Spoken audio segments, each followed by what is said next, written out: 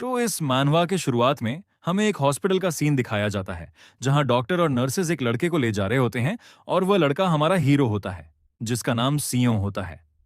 और उस लड़के की हालत बहुत खराब होती है और वो बहुत जख्मी होता है। और फिर दिखाया जाता है कि हॉस्पिटल के बाहर पुलिस खड़ी हुई होती है और एक पुलिस वाला अपने ग्लासेस को सही कर रहा होता है। और उन पुलिस वालों के वॉकी टॉकी से आवाज आ रही होती है कि एक आई विटनेस मिला है जिसने सब कुछ देखा था। और वो बताता है कि 6 लड़के थे वहां और 2 लड़कियां थीं। और वह दोनों पुलिस वाले पुलिस कार में बैठते हैं और एक पुलिस वाला कहता है कि मैंने उसकी यूनिफॉर्म चेक की, वह नुंगवांग हाई स्कूल से है। और दूसरा पुलिस वाला कहता है, क्या तुम कह रहे हो कि हाई स्कूलर इतने ब्लडी मैस एक हाई स्कूलर के साथ हुए हैं? और ये सुनकर दूसरा पुलिस वाला बहुत गुस्से में आ जाता है। और ग्लासेस वाला पुलिस कहता है कि इतना जुल्म एक हाई स्कूलर से हुआ है, वह बिल्कुल मरने वाला था। और दूसरा पुलिस वाला कहता है, चलो उनको पकड़ते हैं। और ग्लासेस वाला पुलिस सांस लेते हुए कहता है, आह, अब हम मीडिया का सामना करेंगे। और दूसरा पुलिस वाला अपनी आंखें बंद करते हुए कुछ सोचता है और कहता है, मैं उसे संभाल लूंगा। और फिर हमें हमारा हीरो सियो दिखाया जाता है, जो अपनी आंखें धीरे धीरे खोलता है। और उसके सामने एक औरत होती है जो उसका नाम ले रही होती है। और वह औरत कहती है, सियो तुम उठ गए, मैं तुम्हारी आंट हूं। और सेंट कहती है, क्या तुम मुझे सुन पा रहे हो सेयोंग? और हमारा हीरो कोई भी जवाब नहीं देता और फिर सोचता है कि क्या आंट? और सोचता है कि मैं आपकी सुन सकता हूं आंट। फिर वह आंखें खोलते हुए ऊपर देखता है। उसे वह बुलीज याद आते हैं जिन्होंने उसकी ये हालत की थी। और उन्हें याद करते हुए उसकी फिर से हालत खराब होने लगती है। और उसकी आंट उसका नाम चिल्ला रही होती है, पर सेयोंग को बहुत तकलीफें हो रही होती है। और डॉक्टर भागते हुए आता है और जल्दी से सेयोंग को देखकर एक इंजेक्शन अपने हाथ में लेता है और जल्दी से इंजेक्शन दे देता है, जिससे सेयोंग शांत हो जाता है या बेहोश हो जाता है। और हमें दिखाया जाता है कि उसके हाथ में बहुत से इंजेक्शन के निशान थे। और सेयोंग बेहोश होते हुए सुनता है कि उसकी आंट डॉक्टर से पूछ रही होती है कि क्या सेयोंग ठीक है। और डॉक्टर बोलता है कि अभी इसकी हालत सही नहीं है। और उसकी आंट बोलती है कि ये अभी तो उठा था, अगर ये फिर से सो गया तो। और डॉक्टर बोलता है, आप परेशान ना हो, ये सही हो जाएगा। और सेयोंग की आंखें बंद हो रही होती हैं और उसकी आंट बोलती है कि सही है, ये 9 महीने से कोमा में है, उस वजह से मैं परेशान थी। मतलब कि उस दुर्घटना को गुजरे हुए महीने हो चुके हैं। और हमारा हीरो सोचता है कि क्या कोमा, क्या मैं 9 महीने से बेहोश था? तो सीन चेंज होता है। फिर हमारे हीरो की आंटी बोल रही होती हैं कि तुम्हें बहुत समय हो गया है, तुम कोमा में थे और मैंने बहुत प्रार्थना की कि तुम जल्दी उठ जाओ। मैं ये कभी भी भूल नहीं सकती कि मेरी सिस्टर इन लॉ के साथ क्या हुआ था। और ये सारी बातें सेयोंग सुन रहा होता है। और उसकी आंटी बोलती हैं, तुम मुझ पर पागल हो सकते हो ये बात सुनने के बाद। और रोते हुए कहती हैं, मैंने सब कुछ किया जो मैं कर सकती थी। ये सुनकर हमारे हीरो की आंखों से भी आंसू आने लगते हैं। और उसकी आंटी कहती हैं, हमने सब कुछ किया जो कर सकते थे, सिर्फ मैं उन लोगों को सजा देना चाहती थी। मैं अग्री नहीं कर सकती थी कि उन लोगों के साथ मैं कोई डील करूं, लेकिन उन 8 स्कमबैग्स ने हमें जबरदस्ती डील एक्सेप्ट करवाया। और वो 8 अभी सस्पेंडेड हैं, यानी उन्हें कंट्री से बाहर निकाल दिया गया है। उसकी आंटी बोलती हैं, मेरे ब्रदर और सिस्टर बहुत काइंड थे, उन लोगों को और भी पनिशमेंट मिलनी चाहिए थी। हमने सब कुछ ट्राई किया, हमने अपना बेस्ट ट्राई किया, जो भी लोग जानते थे उन्हें कांटेक्ट किया। और दिखाया जाता है कि हमारे हीरो के मॉम और डैड सबके सामने झुके हुए थे मदद मांगने के लिए। उसकी आंटी बोलती हैं, किसी ने भी हमारी मदद नहीं की, किसी ने भी नहीं। अंत में ये न्यूज और आर्टिकल्स भी काम नहीं आए और पुलिस वाले भी पावरलेस थे। जो भी हमारी मदद करना चाहता वो भी खुद बर्बाद हो जाता। इवेंचुअली हमें बहुत बर्बाद किया गया। रोते हुए कहती हैं, इन सारे पुलिस वालों ने जजेस को घूस खिलाया था, इस वजह से हमारी कोई मदद नहीं कर रहा था। मुझे नहीं पता मेरे ब्रदर और सिस्टर क्या महसूस कर रहे थे। और फिर ये सब हो गया। ब्रदर और सिस्टर ने सबके सामने खुद को जला दिया। ये सुनकर सेयोंग बहुत हैरान हो जाता है। और उसकी आंटी बोलती हैं, हाँ, सिस्टर और ब्रदर ने खुद को जला दिया और हम पावरलेस थे, कुछ भी नहीं कर पाए। ये सुनकर सियोंग कहता है, ये ड्रीम है, ये रियल नहीं हो सकता, ये ड्रीम है। और बहुत रोने लगता है और चिल्लाते हुए कहता है, मैं सो रहा हूं, ये रियल नहीं है। फिर हमारा हीरो बताता है कि उठने के बाद उसने अपनी आंटी से पूछा कि क्या हुआ था। तब उसने सब कुछ बताया कि उसके फादर और मदर ने खुद को आग कैसे लगाई और लोग सिर्फ अपने मोबाइल्स में रिकॉर्ड कर रहे थे। फिर दिखाया जाता है सियोंग के फादर और मदर की जली हुई बॉडी। और 2 महीने हो चुके हैं उनके फ्यूनरल को। उसकी आंटी कहती हैं, वो लोग पनिश हो चुके हैं, वो सब जूवी स्कूल भेजे गए हैं। पुलिस, लोग और मीडिया उन सबको पनिश करना चाहते थे। वो सब इन्वेस्टिगेटेड हो चुके हैं और पब्लिक भी हमारे साथ थी। ये बोलते हुए वो फिर से मायूस हो जाती हैं और दोनों रोने लगते हैं। उसकी आंटी बोलती हैं, पहले सिर्फ 6 महीने के लिए जुवी स्कूल भेजा गया था, लेकिन मीडिया और पब्लिक के प्रेशर के कारण अब उन्हें 2 साल के लिए भेजा गया।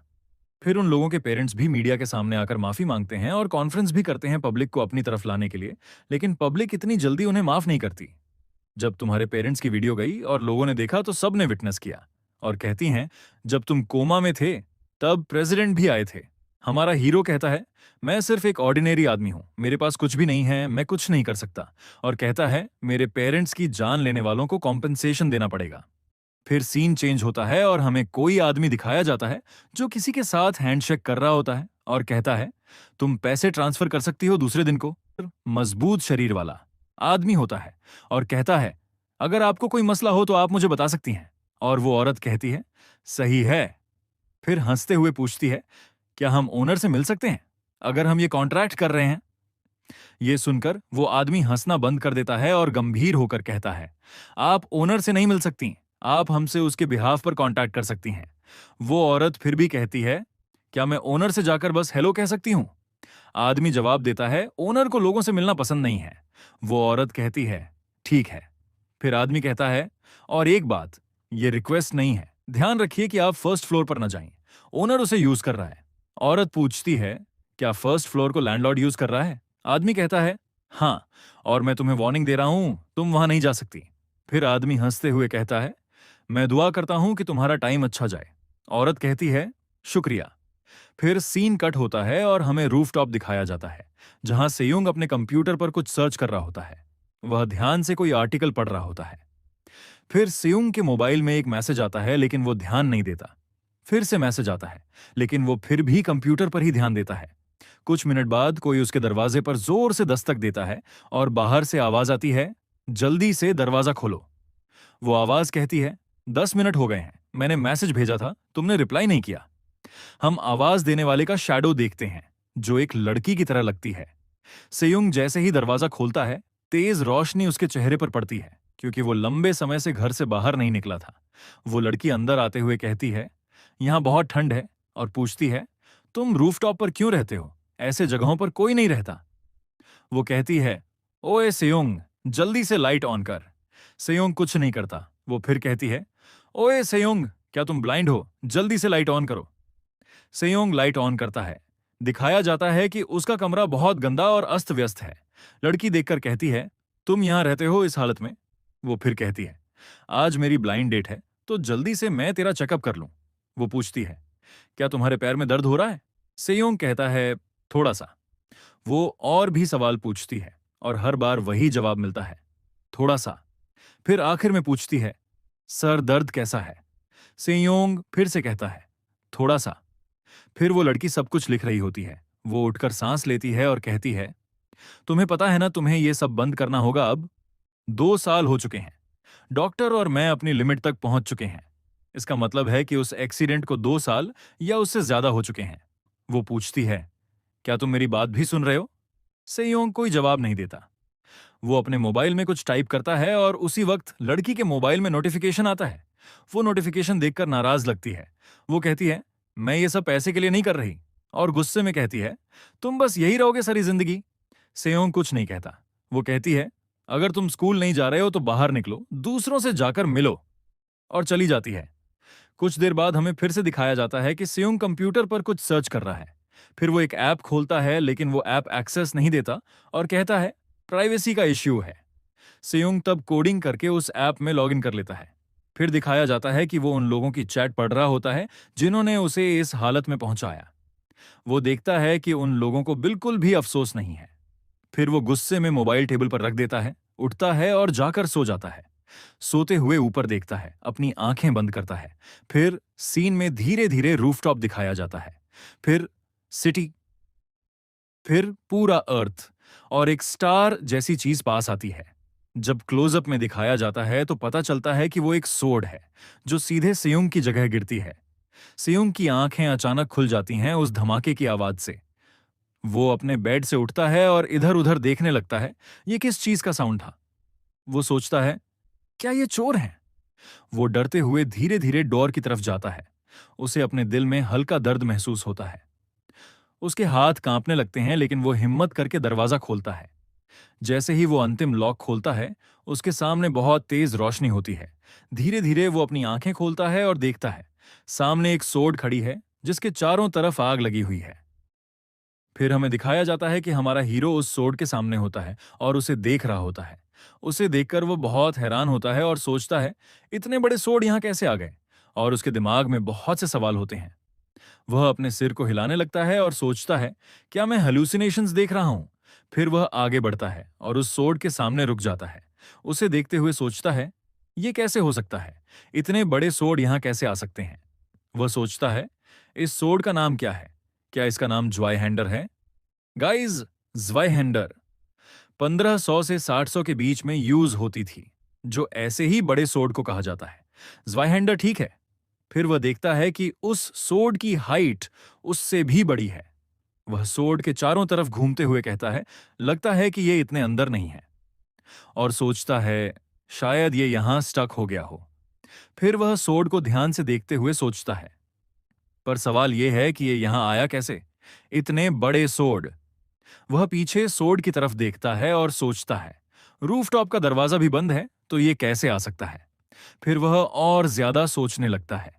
फिर जोर से चिल्लाता है, इतना जोर से कि बिल्डिंग के नीचे जो लोग थे वो भी सुन लेते हैं। हमें सेयोंग दिखाया जाता है जो चिल्ला रहा होता है, मुझे नहीं पता अब मैं क्या करूं। फिर कुछ टाइम के बाद वह लंबी सांस लेता है और सोचता है, इसे छोड़ दो, बस क्यूरियस मत हो, कोई भी क्वेश्चन दिमाग में नहीं आएगा। वह सोचता है, ये जहां से भी आया हो, बस मेरे ही रूफटॉप में स्टक होना था। और कमरे के अंदर जाते हुए कहता है, क्या अभी मेरा रूफटॉप पहले ही खराब है। फिर बेड में लेटते हुए कहता है, मैं बहुत थक गया हूं, अब मेरे शरीर में ताकत नहीं बची। फिर वह कुछ सोचता है, अपनी आंखें बंद करता है और सो जाता है। कुछ समय गुजरता है और उस सोर्ड से हल्की वाइब्रेशन होने लगती है। हमें सेयोंग दिखाया जाता है जो पसीने पसीने हो रहा होता है। उसकी आंखें पूरी वाइट हो जाती हैं। सीन चेंज होता है। अब हमें एक जगह दिखाई जाती है जहां बहुत सारे नाइट्स होते हैं जो किसी के साथ फाइट करने की तैयारी में होते हैं। हमारा हीरो ये सब देख रहा होता है। उसे दिखाया जाता है कि वह उन नाइट्स के बीच में खड़ा होता है। फिर सेयुंग इधर उधर देखता है और फिर सामने देखता है, वहां बहुत सारे मॉन्स्टर्स होते हैं जिनके सामने नाइट्स का लीडर खड़ा होता है। हमारा हीरो ये सब देख रहा होता है। नाइट्स का लीडर बिना डरे उस मॉन्स्टर के सामने खड़ा होता है और उसके पास वही सोर्ड होती है जो सेयुंग के रूफटॉप में स्टक थी। सेयोंग ये देखकर कहता है, ये तो वही सोर्ड है। फिर बहुत तेज विंड चलने लगती है, जिसकी वजह से हमारा हीरो कुछ देख नहीं पाता। विंड बंद होने के बाद वह देखता है और शॉक हो जाता है। वह देखता है कि नाइट और मॉन्स्टर दोनों मर चुके हैं और सोर्ड उनके ऊपर पड़ी हुई होती है। ये देखकर सेयोंग बहुत हैरान होता है। फिर उसकी आंखें अपने बेडरूम में खुलती हैं। कुछ सेकंड्स के लिए उसे कुछ समझ नहीं आता। फिर वह अपने चेहरे पर हाथ रखता है और सोचता है, क्या वो एक ड्रीम था? तभी उसे बाहर से कुछ आवाजें आती हैं। सेयुंग सामने देखता है और सोचता है, ये नॉइज कैसी है? फिर सोचता है, शायद ये सपना नहीं था। ये सोचकर वह बहुत डर रहा होता है। वह दरवाजा खोलता है और सामने देखकर हैरान रह जाता है। वह कहता है, क्या ये सच है? हमें दिखाया जाता है कि सोर्ड से आग बाहर निकल रही होती है और सियुंग सोचता है, सोर्ड के अंदर से फ्लेम्स निकल रही हैं और आग बहुत बढ़ गई होती है। और ये देखकर सियुंग बोलता है, ये बिल्कुल एक फायर को सी लग रहा है। और वो अपने कमरे के अंदर भागता है, वॉशरूम जाता है और अपने आप को ढूंढने लगता है। फिर एक ड्रम होता है जिससे पानी लाने की कोशिश करता है, लेकिन सियुंग ड्रम को उठा नहीं पा रहा होता है। ये देखकर वह ड्रम के पानी को कम करता है और फिर उठाने की कोशिश करता है। इस बार वह उठा भी लेता है और जल्दी से आग की तरफ भागता है और उसमें पानी मारता है, पर पानी इतना कम होता है कि आग पर कोई असर नहीं होता। फिर वह फिर से पानी लाने के लिए भागता है और वैसे ही टाइम गुजर जाता है। फिर सीन चेंज होता है, जहां सेयुंग बड़ी बड़ी सांसें ले रहा होता है और दिखाया जाता है कि उसने आग बुझा दी है। फिर वह अपने हाथों को देख रहा होता है, उठता है और उसके शरीर में बहुत दर्द होता है। फिर वह पीछे देखता है और देखता है कि पीछे पाइप पड़ा हुआ है। यह देखकर सेयुंग बहुत परेशान हो जाता है। फिर टाइम गुजरता है, जैसे 12 बजे दोपहर होते हैं। सियोंग उठ जाता है और बाहर देखने लगता है। वह अंगड़ाई लेता है और धीरे धीरे बाहर जा रहा होता है। दरवाजा खोलने के बाद देखता है कि सामने फिर से आग लगी हुई है। वह सोचता है, 4 दिन हो गए हैं ऐसे ही आग लगते हुए, और कहता है, मुझे लगता है कि अब मैं इसके अंदर लग गया हूं थोड़ा सा। फिर वह नल खोलता है और आग को खत्म कर देता है। फिर अगले दिन का सीन दिखाया जाता है, जहां सेयुंग सो रहा होता है और फिर चिल्लाता है, गॉड डैम इट, ये मुझे सोने नहीं दे रहा है। फिर अगले दिन दिखाया जाता है, जहां हमारा हीरो उस सोर्ड के सामने खड़ा होता है और इंतजार कर रहा होता है कि कब सोर्ड में आग लगेगी। जब टाइम होता है तो सोर्ड के नीचे से फ्लेम्स निकलने लगते हैं। ये देखकर सेयुंग बोलता है, ये क्या हो रहा है? और फिर सेयुंग उस सोर्ड पर पानी मार देता है और देखता है कि सोर्ड की फ्लेम खत्म हो गई है। लेकिन कुछ समय बाद फिर से सोर्ड से फ्लेम्स निकलने लगती हैं। फिर सेयुंग उस पर पानी मारता है और हंसते हुए कहता है, अब ये कैसा लगा तुम्हें? फिर दिखाया जाता है कि वह अपने कंप्यूटर में कुछ सर्च कर रहा होता है और फिर देखता है कंप्यूटर में और कहता है, मैंने ढूंढ लिया। और फिर वह सोर्ड के सामने होता है और उसके सामने खड़ा होता है। फिर सोर्ड विब्रेट करने लगती है और सेयुंग उसे देखता है। फिर दिखाया जाता है कि सेयुंग के पास स्प्रे और एक क्रॉस होता है और फिर वह एक मंत्र पढ़ने लगता है और स्प्रे मारता है उस सोर्ड में, पर कुछ नहीं होता।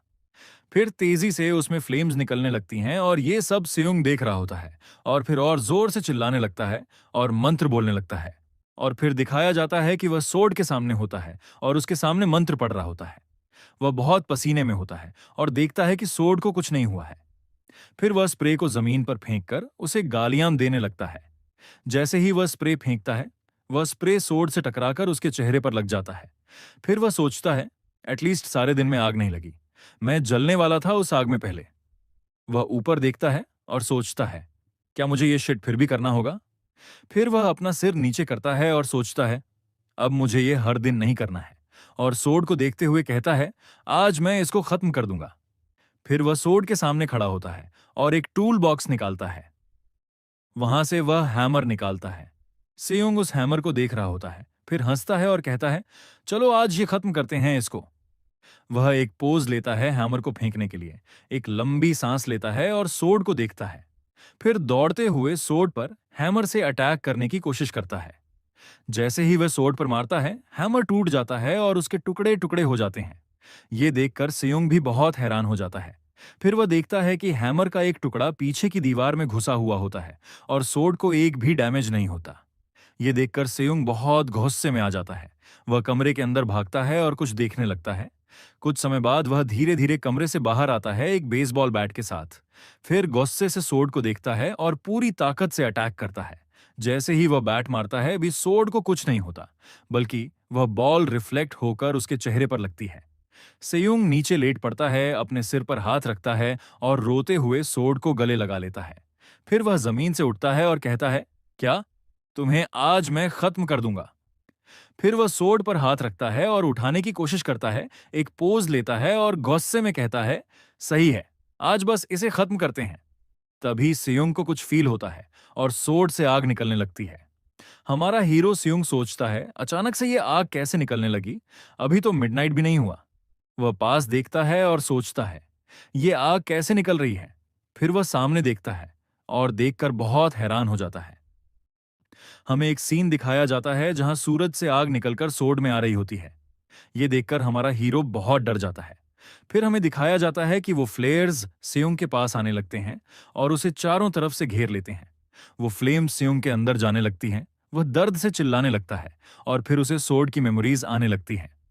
सेयुंग बोलता है, मेरा सिर बहुत दर्द कर रहा है, मेरा सिर जैसे फटने वाला है। लेकिन वह उस दर्द को झेल लेता है और अंत में वो सारे सूरज के जलते कण उसके अंदर चले जाते हैं। आखिर में वह सोर्ड को निकाल लेता है और जमीन पर गिरने लगता है, बहुत तेज सांसें ले रहा होता है और सोर्ड उसके हाथ में होती है।